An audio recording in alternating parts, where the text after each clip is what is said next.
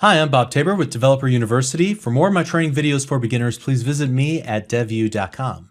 In this lesson, we're going to focus on iteration statements and a specific iteration statement, the for next iteration statement. Now, sometimes you're just going to need to loop or iterate through a block of code.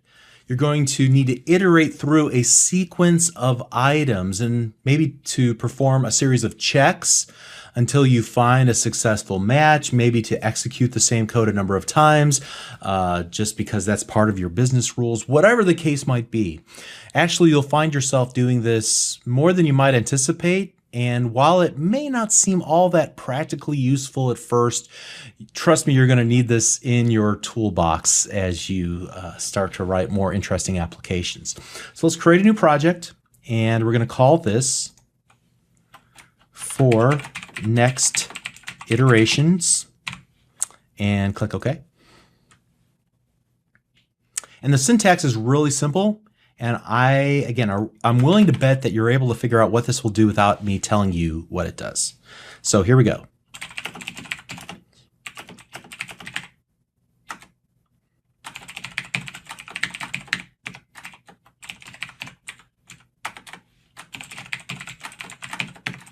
All right, there we go. That's all we need. So can you guess what you're going to see in the console window whenever we run the application? Let's see if you're right. Okay, so if you guessed that you would see the numbers 1 through 10 printed out into a console window, you're right. All right, so basically all we're doing is executing the block of code defined by the for and the next statements, in this case in lines 5 and 7. Anything between the for and the next will get executed a number of times until we've reached a certain condition. In this case, we're going to start off with the value 1 and assign 1 to index. But once we get to assigning the number 10 to index, that'll be the last time we iterate through the code defined inside of the code block between the for and the next. And then we break out. And here we, in line number 9, we wait for the end user to respond that they have actually seen the content that we've printed to screen, and that's pretty much all there is to it. So we're instructing Visual Basic to execute a block of code a number of times, and once we've completed that sequence of times as defined by this higher end boundary, then we'll break out of the for next loop iteration statement and move on to the rest of our code. All right. So inside of here, we can do some interesting things. So like, for example, what if I were to go if index equals 7, I could do something like then console.writeLine, found 7, like so, and we could run this. And then once we get to the number 7, we can print that out. I have an idea. Why don't we shorten this just a little bit? Like before, I don't think I showed you the then portion of the if, else statement, but you can use the then in order to combine everything on a single line like so. All right. So the then will allow you to combine a simple check with a result. If index equals 7 is true, then go ahead and perform this line of code. So we're able to condense 3 lines of code into 1 line of code. And now when we run it, we get the exact same results. Okay, I just wanted to show you that little use of the then keyword. Great. And what if, though, let's comment that out. What if, and let's bust back over here to if index equals 7, console.writeLine found 7. And now, at this point, we found what we were looking for. What if we wanted to break out of this loop? We're no longer searching for the value. We found what we were looking for. We could do something like exit 4. Okay. And so now when we run the application, the result looks a little bit different. We get to 7. We found 7, and now we exit out of the for statement, and we continue on executing our lines of code. Great. This might be a good time to talk about one of the features of Visual Studio. And again, I'm trying not to talk about Visual Studio, but you still need some tools in your toolbox if we're going to build applications. And one of those tools are the debugging tools of Visual Studio, which is probably one of the best reasons to use Visual Studio. You can actually pause and watch the execution of each line of code by simply setting a stop sign or a breakpoint in your code. And then when we execute the code and we get to that breakpoint, then we can continue to step through the code line by line or continue on and allow it to continue to execute the lines of code. So to set a breakpoint, it's really easy in Visual Studio. There's actually a number of different ways to do it, but I find that the easiest way is to find this little gray column off to the left-hand side underneath the tab heading and just click in that column for the line of code that you want to set a breakpoint on. So in this case, I want to set a breakpoint on line number 6, so I just click in the little gray area next to 6, and it creates this little stop sign over here on the left. I guess it's a circle. It looks more like an octagon to me. And then it highlights the rest of that row in red. And so now whenever we go to run the application and we're in debug time, we're actually, the execution of the application has stopped. Now, unfortunately, I got this little window that popped up and I gotta get rid of that. Move it down, but you can see that in this case the line of execution has stopped here on line number 6, and what we can do is hover our mouse cursor over the variables. In this case there's only one variable, but if I hovered over in this case the variable index, we can see its current value, and I can click what was formerly the start button. It's now the continue button, and when I run it and hover my mouse cursor over, you can see that index has increased to 2. So when I clicked continue, it executed the next several lines of code, came back up to the top, and we were able to break again on that same line of code since we're just iterating through the same block. Now I can use keyboard shortcuts, or I can use these little items here in the toolbar while we're in debug mode to step through our code. Now I'm going to ignore the step into and the step out of. They're kind of special cases and not really essential to us until we start building more complex applications. But the step over is probably what we want to use. So I'm just going to hit this step over or F10 button on my keyboard. And here I can just begin to step through each single line of code. And I can continue to evaluate what the values are. I can look at this autos window or the locals window, or even the watch window, and see the value of variables. So in this case, index is one of the local variables, and I can see it here, its name and its value. And as it changes value, notice that as we executed that for loop in line number 5, the value turned from a black font to a red font, indicating that the previous line of code changed the value of that variable. All right, so that's just a little visual cue to let us know that something just changed in our application.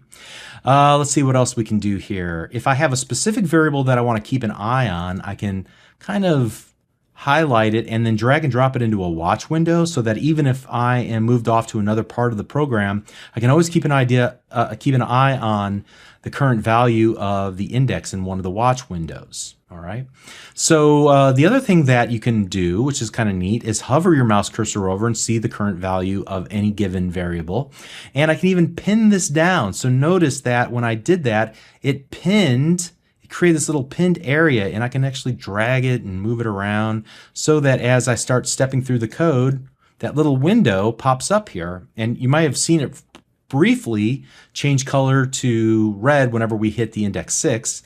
And I'm going to continue moving on through our code here. And at this point, we'll see that index will in fact equal 7. So we'll step into our if code block, execute the console.write line, and then we'll see what happens when we hit the exit 4. It jumped from line number 10 all the way to line number 14. And if we hit continue now, we'll just see this console window, and we're back in runtime, and I can hit the enter key on the keyboard to continue. All right, so those are just a really, really quick overview of the features. There is one cool feature that I want to show you that's applicable here since we're working with iteration statements, and that is we can configure our breakpoint by clicking the little gear wheel that appears as we hover our mouse cursor over our breakpoint. And I can say that I only want to break on this line under certain conditions. And the condition that I want to break on is whenever index equals 7. So whenever we hit that point, I'm going to say, let the breakpoint stop the execution of the code. Otherwise, let's just go ahead and blow our way through 1 through 6. And so now I hit the continue button. Let's hover our mouse cursor over our index, or we can just see it off here to the right hand side. It is in fact 7. I'm done with that now. I could say I want to keep an eye on this and just keep that around, or I can actually just get rid of the whole thing by just clicking the little X button there. All right, but you see how I was able to configure this breakpoint and make it conditional so that it only stops whenever the index value is equal to 7. And there's some other options here that I could choose. For example, I could log a message when we hit a certain situation and then continue the execution. We're not going to do any of that right now, but notice this little tab, breakpoint settings, pops up inline. Very, very neat. And we can continue on. The last thing that I want to show you, and you can see that the icon has changed from just a red, I guess it's a circle, but it looks kind of to me like an octagon. But notice that whenever I change some of the settings, it has a white plus symbol in the middle of it. Let's go ahead and turn off that. But what I do want to do, say I want to disable the breakpoint temporarily because it's not useful to me at the moment. So let me just run the application. The breakpoint is still there, but we're ignoring it for this run of our application, and then I can enable it one more time or get rid of it altogether by clicking on it a second time. And any of the things that I did here, I'd be able to also do from the debug window, where I'm able to toggle breakpoints, create new breakpoints, even make them functional breakpoints, changing their settings about when they should actually be enacted, delete or disable the breakpoints, and so on. Okay, so let's go ahead and get rid of that, save that. All right, so I also wanted to show you something cool. Another feature of Visual Studio, since we're on this topic and we've got some time. I'm going to go ahead and, well, we'll just leave everything where it's at. Here, what I want to do is show you how to use code snippets. And if you can't remember how to use an if statement or how to use a for statement or any of the other things that we're going to learn about, typically what you can do is just type the first word. Even if you don't remember the exact syntax, you can type in for, tab, and bam, it expands it out and creates a code snippet. I can continue to tab my way through and notice that there are 3 fields that I'm tabbing between, and they're all kind of in this goldenrod or yellow color. And this will allow me to change, for example, the variable name that's used as the iterator variable. So I can change it from index just to the letter I. I can change it from 1 to, let's say, we'll start at the number 3 and we'll go to the number 13 instead. And when I've finished replacing the various parts of this for statement, I can hit the enter key on the keyboard, and now I can continue on and writing the rest of my statement here. So in this case, it would just be I. Let me comment this all out, change my mind on that, and there you go. Now we're going from 3 to 13 instead of 1 to 10. All right. And another interesting thing I can do is to actually go and here, let me show you one more thing. We'll just go if tab, and here you can see that I'm checking, in this case, the only thing to replace is that conditional check. What are we going to evaluate, whether it's true or false? We just make that change there. So I equals, 3 or whatever the case might be. Let's put that in the context of this. So if tab, I equals 4, enter, and now we can continue on in here and write whatever we want to write logic-wise. So those are code snippets, another feature of Visual Studio. The final thing I want to show you about the for next statement is that you can step backwards. So if I wanted to go from 13 to 3, I could do that, but unfortunately, if you just leave it like I wrote it, it's not going to give you any satisfaction. What you need to do is actually add a keyword called step. And so I can step backwards through a for statement by saying step -1. And we can do the step to do some interesting things. Here I'm going from 13 to 3. Okay, that's cool. Let's go for tab, tab. And here we'll go from 1 to 10, but we're going to step 2. And we'll do console.writeLine. So here we're just going to, index. We're going to start with 1 and then we're going to step 2 until we get to 10. So let's run this. And basically this gives us the ability to count odd numbers. So we print out 1, 3, 5, 7, 9. We hit 10, we break out of the for loop. So that's our ability to step 2 numbers at a time and essentially avoiding all the evens. Okay, so there's a lot of options here. Again, in this lesson, we talked about quite a few things. We talked about the for next iteration statement and how it will automatically allow us to iterate through a block of code a number of times as defined by the conditions here. And we are assigning the current value of the iterator of the variable that will hold the current index from one number to another number. All right, so and that will define the number of times we can obviously step backwards by using a negative step or step over numbers by using 2, 3, 10, whatever it is that we want to use. We're able to use the if and then keyword in order to do a really quick conditional statement all in one line of code. We use the debugging tools and even conditional debugging, disabling debugging, stepping through lines of code, all of that.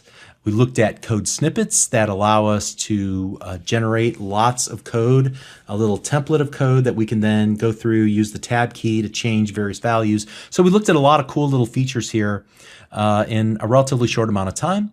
Let's continue on. We're doing great. And hopefully you're gaining confidence in your ability to write code using Visual Basic, because I know at this point now we can do some pretty interesting things. So let's continue on in the next video. We'll see you there. Thank you.